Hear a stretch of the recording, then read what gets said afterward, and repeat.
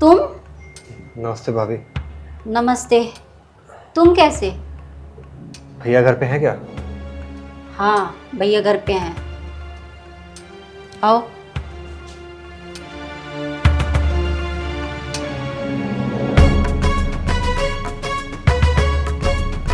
तुम अचानक से इतने दिनों बाद कैसे आए? भैया से काम था, भैया का बुला देंगे ज़रा? भैया से? मुझे बताओ, क्या बात है? कुछ पैसे चाहिए थे मुझे। पैसों की जरूरत थी? पैसों की जरूरत हुई तो भाभी याद आ गई, भैया याद आ गए। वैसे तो तुम्हें कभी हमारी याद नहीं आई जब से तुम ये घर छोड़ के गए हो। नहीं भाभी, ऐसी बात नहीं है।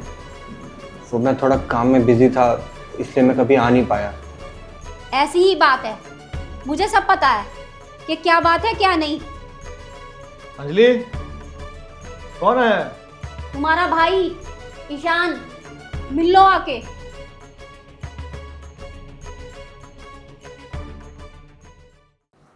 अरे ईशान, क्या बात? तू अचानक? सब ठीक तो है? ये वो मैं पैसे मांगने आया है। पैसों की जरूरत पड़ी तो अब इसे भैया और भाभी याद आ गए। वैसे इसे भैया भाभी याद नहीं आए इतने दिनों में। जाओ, जो नोट छापने वाली मशीन रखी है ना, ला दो इसे जाके 2-4 नोट छाप के वहां से। अंजलि, 1 मिनट मुझे उससे बात तो कर लेने दो कि वो क्यों आया है, पूछने तो दो। भैया कुछ भी ठीक नहीं है, मैं बहुत परेशानी में हूँ भैया। परेशानी में है? परेशानी में है तो हम क्या करें? जब हम परेशान थे ना, तब तू यहाँ से हमें छोड़ के चला गया। अब परेशान हुआ तो तू यहाँ आ गया। अपने आप देख अपनी परेशानी। अरे अंजलि, तुम चुप भी रहोगी 2 मिनट के लिए या नहीं? ईशान, बताओ मुझे क्या हुआ। भैया, मैं जिस कंपनी में काम करता था वो 5 महीने पहले बंद हो गई, और अब हालत ऐसी हो गई है कि मुझे कहीं काम भी नहीं मिल रहा है। आप तो जानते हैं भैया कि आज के टाइम में दूसरी नौकरी मिलना कितना मुश्किल काम है। और ये जिस कंपनी में मुझे काम मिला था वो भी मुझे कॉलेज के थ्रू ही मिला था, लेकिन अब दूसरी कंपनी मिलना भैया बहुत मुश्किल हो गया मेरे लिए। और आपको तो पता ही है कि मैंने शादी कर ली है, एक बेटा भी है मेरा। देख लो, शादी करके बच्चा भी पैदा कर लिया और यहाँ भैया भाभी को कुछ खबर ही नहीं। और अब आ गया मुंह उठा के जब मुसीबत पड़ी तो। भैया ऐसी बात नहीं है, वो जल्दबाजी में शादी करनी पड़ गई थी। कोर्ट मैरिज किया हमने कोई सेलिब्रेशन किया ही नहीं भैया। लेकिन शादी के 1-2 साल बाद ही मेरी नौकरी छूट गई और मेरे को एक बेटा भी हो गया। और आप तो जानते हैं कि घर चलाना कितना मुश्किल काम है भैया। मुझे कहीं नौकरी भी नहीं मिल रही है और पैसों की सख्त ज़रूरत है मुझे। एक्चुअली आपको तो पता ही है कि मैं जिस घर में रहता हूँ वो किराए का है भैया। मैंने मकान मालिक को 2 महीने का किराया भी नहीं दिया, और अब हालत ऐसी हो गई है कि अगर इस महीने भी उसको मैंने पैसे नहीं दिए तो वो मुझको घर से बाहर निकाल देगा। अब आप ही बताइए, इस हालत में मैं अपने बीवी बच्चों को लेकर कहाँ जाऊँगा? बीवी बच्चे हैं? बीवी बच्चे हैं तो क्या, पहले इसको देखा, पढ़ाया लिखाया, पाला पोसा, इतना बड़ा किया। अब इसके बीवी बच्चों का बोझ भी तुम ही उठाओगे क्या? ये कुछ नहीं करेगा। सैम, तुम भूल गए क्या ये कैसे तुम्हें छोड़ के चला गया था? याद है तुम्हें? याद है वो दिन? याद करो पहले। बस करो भाभी, मैं कोई घर का नौकर नहीं हूँ जो हमेशा बोलती रहती हूँ कि अभी ये ला दे कभी वो ला दे। नौकर समझ रखा है आपने मुझे। ईशान, इसमें नौकर वाली क्या बात है? दूध ही तो लाने के लिए बोल रही हूँ। भाभी, बात सिर्फ अभी की नहीं है। जब भी मैं आपको खाली बैठा हुआ दिख जाता हूँ हमेशा बोलती हो कभी दूध ला दे, कभी चीनी ला दे, कभी राशन ला दे। और अगर कुछ भी ना कर रहा हूँ तो जा बच्चों को स्कूल से लेकर आ जा। अरे यार, मैं नौकर हूँ क्या इस घर का? ईशान, ये तुम क्या बात कर रहे हो? ये घर तुम्हारा भी है और घर में काम करने से कोई नौकर थोड़ी ना हो जाता है। नहीं भैया, ये घर मेरा नहीं बल्कि आप दोनों का है। तभी तो आप दोनों मेरे से इस घर में नौकरों जैसा सलूक करते हो। जब देखो कोई ना कोई काम करवाते रहते हो। और खासकर ये भाभी, इन्होंने तो मुझे सच में नौकर समझ रखा है। कभी किसी काम के लिए भेज देगी तो कभी किसी काम के लिए। मतलब परेशान हो गया मैं इनके साथ रह रहकर। लेकिन यू नो व्हाट, मैंने ना अपना सोच रखा है कि मुझे अब क्या करना है। मैं अब आप दोनों की जिल्लत और नहीं सह सकता।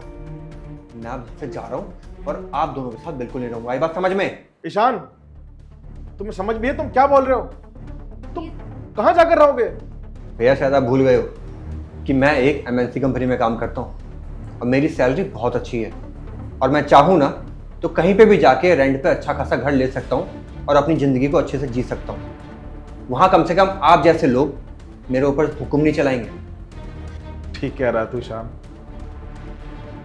शायद मैं भूल गया था कि तू अब बड़ा हो गया, पढ़ लिख के अपने पैरों पे खड़ा हो गया।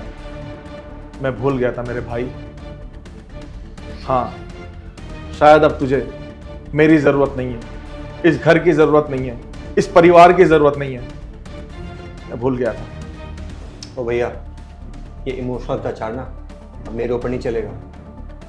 जितना भी था यहीं तक था। अब मुझे माफ़ करो और जाने दो। ईशान, ईशान मेरी बात सुनो।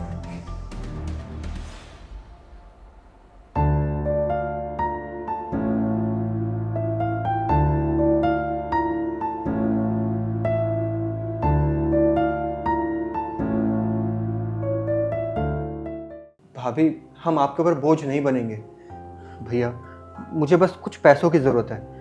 आप कुछ पैसे दे देते तो बहुत उपकार होता आपका। और क्या है कि 1-2 महीने में मुझे जॉब मिल जाएगी, तो जो पैसे मैं आपसे लूँगा वो मैं आपको वापस चुका भी दूंगा। तो परेशान मत हो, मैं तेरा भाई हूं ना, मैं तेरी मदद करूंगा। तो बिल्कुल भी परेशान मत हो। अंजलि, जो पैसे मैंने तुम्हें कल दिए थे वो पैसे लेकर आओ। सैम, मैं पैसे तो ला दूंगी, और मैं तुम्हें बता रही हूँ, ये जो तुम्हारा छोटा भाई ना, ये फिर तुम्हें धोखा देगा।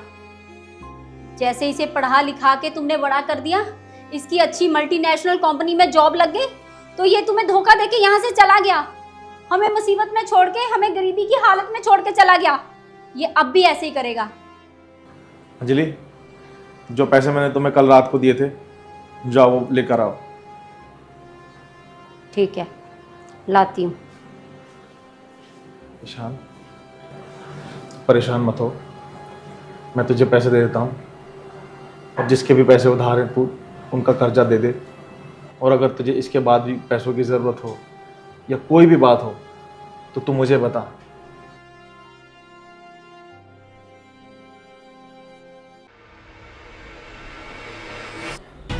ये लो ईशान। रुको, ये पैसे इसको मैं एक ही शर्त पे दूंगी।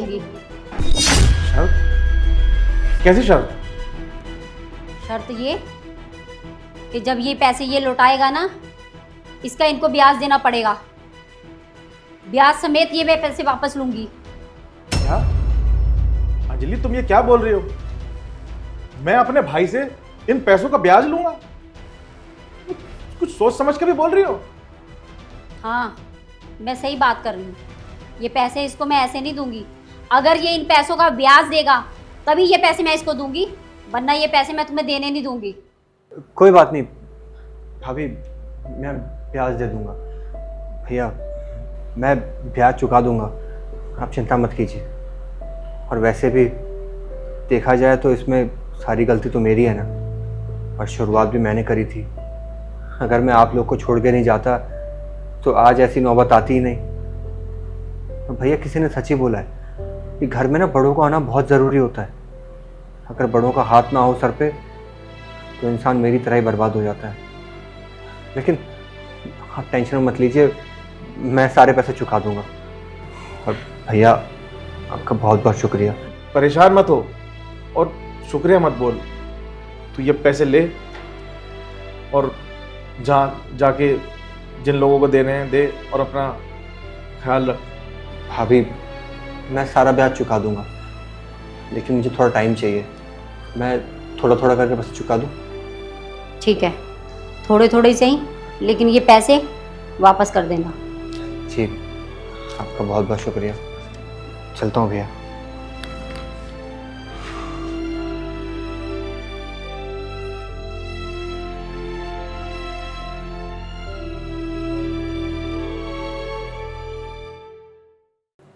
अंजलि, ये तुमने क्या किया आज? तुमने ईशान को ऐसे क्यों बोला? क्या हम उससे उसकी मदद के बदले ब्याज लेंगे इन पैसों का? क्यों किया तुमने ऐसा अंजलि? मैंने सिर्फ उसको बोला है पैसे वापस नहीं लूंगी। क्या मतलब? मैं कुछ समझा नहीं। मतलब ये कि सैम, अगर उसे मैं प्रेशराइज नहीं करती ना तो वो अपनी जिम्मेदारियों से भागता, सोचता कि भैया भाभी के पैसे तो हैं, दे दूंगा भैया के पैसे कभी भी, और इससे ना वो ज़्यादा मेहनत करेगा, ज़्यादा तरक्की करेगा, ज़्यादा हाथ पैर मारेगा, सोचेगा कि जल्दी से जल्दी जॉब ढूंढूं, भैया भाभी के पैसे वापस करने हैं। वैसे वो हमारी बातों को ज़्यादा वैल्यू नहीं देता, सोचता कि कभी भी दे दूंगा भैया के पैसे।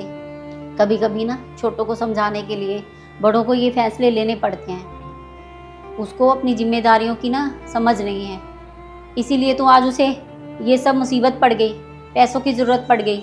अगर वो इतना समझदार होता तो समझदारी से अपना घर बार चलाता ना, शादी कर ली, बच्चा पैदा कर लिया, लेकिन समझदार नहीं बना। इसीलिए मैंने उसको बोला कि हमारे पैसे वापस कर। अब उसको टेंशन रहेगी कि भाभी के पैसे वापस करने हैं, भैया के पैसे वापस करने हैं। बस यही रीज़न था, और तुम बिल्कुल टेंशन मत लो, मैं उससे पैसे ना वापस मिलूंगी। और अंजलि वो बात तो ठीक है, लेकिन इन सब बातों से तुम उसकी नजरों में कितनी बुरी बन गई हो तुम्हें पता भी है? सैम, बुरा बन गई तो क्या हो गया? कभी कभी ना छोटों को सुधारने के लिए बड़ों को बुरा भी बनना पड़ता है। अंजलि, मैं कभी कभी समझ नहीं पाता हूँ तुम्हें, लेकिन तुमने आज जो भी किया वो सही किया। शायद ईशान के लिए ये ज़रूरी था।